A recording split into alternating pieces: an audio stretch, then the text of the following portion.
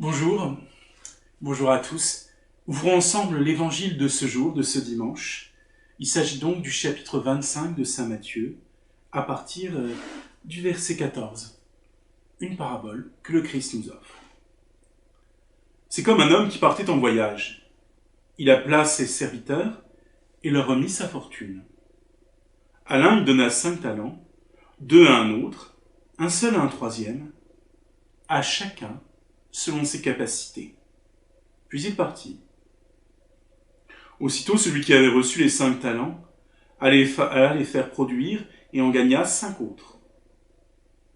De même, celui qui en avait reçu 2 en gagna 2 autres. Mais celui qui n'en avait reçu qu'un s'en alla faire un trou en terre et enfouit l'argent de son maître. Après un long temps, le maître de ses serviteurs arrive et il règle ses comptes avec eux. Celui qui avait reçu les 5 talents s'avança et en présenta 5 autres. Seigneur, dit-il, tu m'as remis 5 talents, voici 5 autres talents que j'ai gagnés.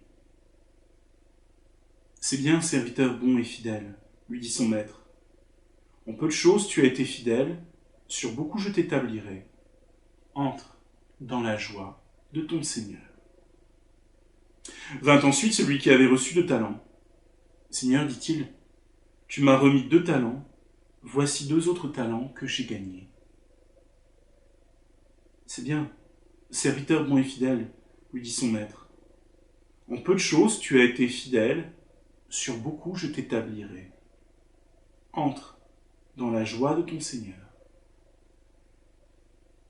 Vint enfin celui qui détenait un seul talent. Seigneur, dit-il, j'ai appris à te connaître. Pour un homme âpre ou gain, tu moissonnes où tu n'as point semé, tu ramasses où tu n'as rien répandu. Aussi, pris de peur, je suis allé enfouir ton talent dans la terre. Le voici, tu as ton bien. Mais son maître lui répondit, Seigneur mauvais et paresseux, tu savais que je moissonne où je n'ai pas semé, et que je ramasse où je n'ai rien répandu. Eh bien, tu aurais dû placer mon argent chez les banquiers. Et à mon retour, j'aurais recouvré mon bien avec un intérêt. Enlevez-lui donc son talent et donnez-le à celui qui a les 10 talents. Car à tout homme qui a, on donnera, et il y aura du surplus.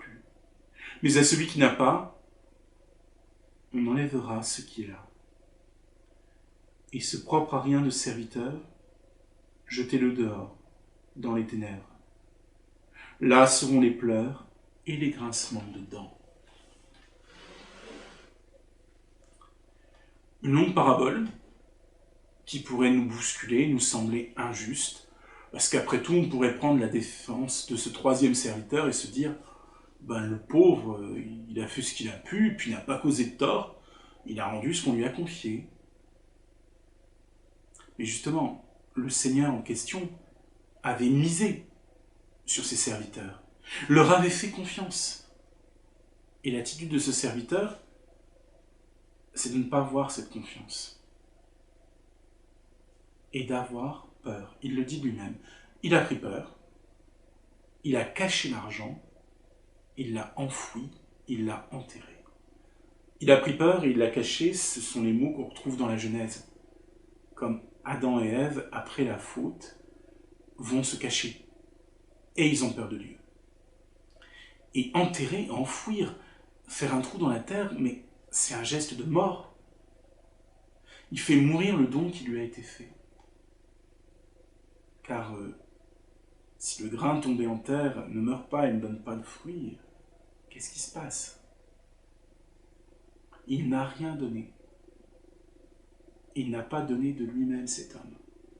Alors que le Seigneur croyait en lui, si j'ose dire, avait misé sur lui, pensait qu'il pouvait donner. Et la faute de cet homme, elle est là.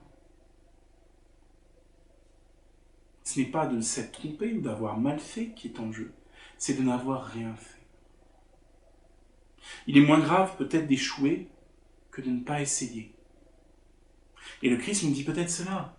essaie, quels que soient les dons, selon les capacités qui sont les tiennes, fais fructifier ta vie.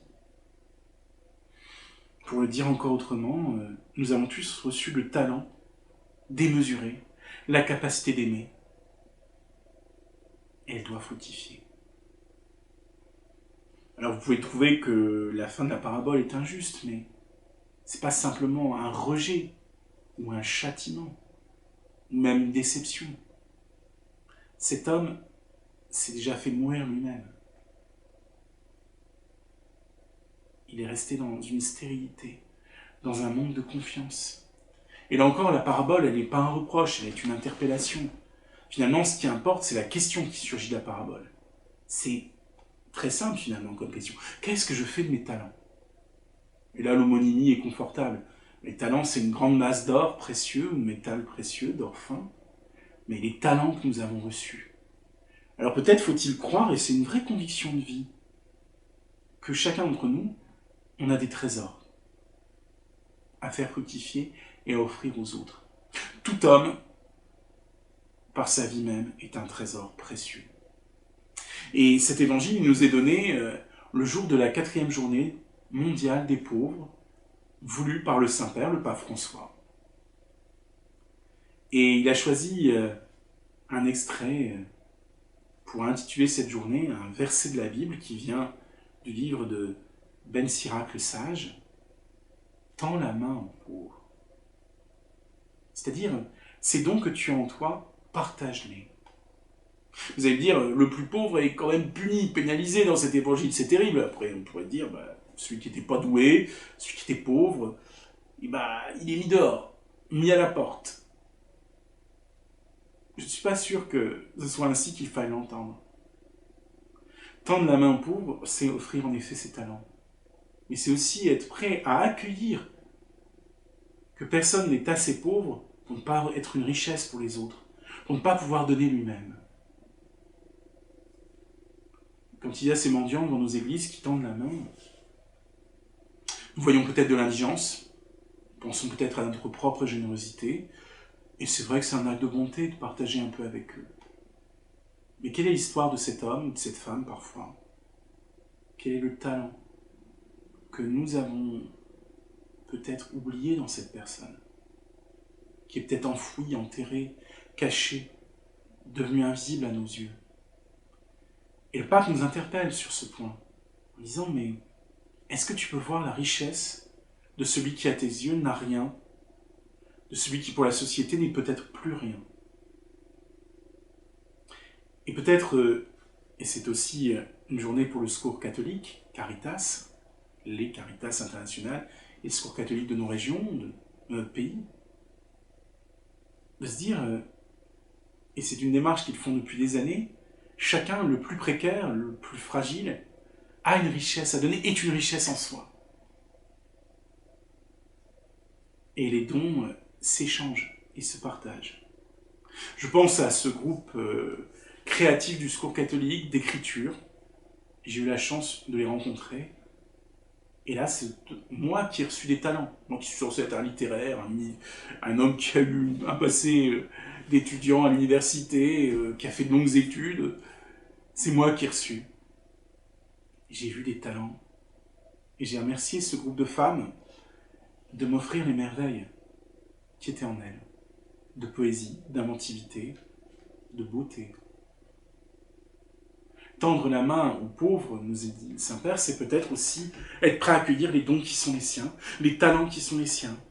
Je pense à Didier qui fait la manche devant l'église, qui est cuisinier, qui a des talents, qui est surtout un bon type, qui sourit à tout le monde en tombant dans l'église, qui est bienveillant envers les enfants. Je me souviens encore de ce clochard à Saint-Achel quand j'étais enfant, qui gardait toujours un peu d'argent pour acheter un croissant aux pauvres mioches qu'on ne voyait pas, même moi enfant je ne le voyais pas. Un pauvre mioche qui venait à la messe et qui avait presque rien. Et tous les dimanches, il lui payait un croissant. Quel témoignage! Tends la main aux pauvres, parce que toi-même tu es pauvre. Tends la main pour offrir tes talents et oser accueillir ceux des autres. Quel projet! Quelle merveille là encore! Et Dieu est prêt à moissonner là où apparemment nous pensons qu'il n'a pas semé. Et chaque capacité d'aimer et d'humanité qui sont en nous, c'est bien un talent de Dieu. Alors, oui, que fais-je de mes talents?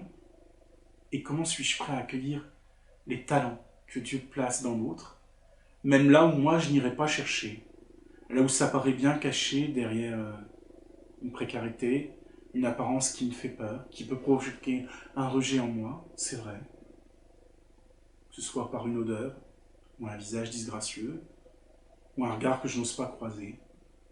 Tendre la main aux pauvres, comme nous dit le Saint-Père, c'est vraiment ça qui est en jeu. Les talents à échanger, à partager, à recevoir, accepter que je puisse moi aussi, du plus précaire, recevoir une merveille.